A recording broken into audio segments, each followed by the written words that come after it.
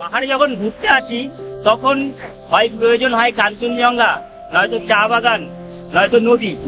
কিন্তু বর্ষায় তো কাঞ্চনজঙ্ঘা দেখতে পাবেন না, তাই এবার দেখতে পেলাম এই পাহাড়ি নদী।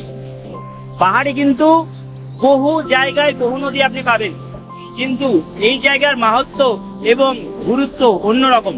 কারণ এখানে আছে চা বাগান, নদী, মেঘ, পাহাড়, কমলা লেবু বাগান, আরো অনেক কিছু। এই জায়গা আসতে হলে ভিডিওটি শেষ অবধি দেখতে হবে, এবং এটা কোন জায়গায় অবশ্যই আপনারা কমেন্টে লিখুন, আমি ভিডিও শেষে জানিয়ে দিচ্ছি। তো চলুন দেখে নেওয়া যাক আপনারা এই সুন্দর নদীর রাজত্বে কিভাবে আসবেন। এখানে আসার জন্য সবার প্রথমে আপনাকে পৌঁছতে হবে শিলিগুড়ি। সেখান থেকে একটি শেয়ার গাড়ি ধরতে হবে তাবাকুশির উদ্দেশ্যে। ভাড়া নেবে 200 টাকা। সরাসরি এই গাড়িগুলি কিন্তু চলে আসে তাবাকুশির এই স্থানে। এখানে আসলে আপনি দেখতে পাবেন চারিদিকে চা বাগান এবং মাছ দিয়ে বয়ে গেছে একটি সুন্দর নদী।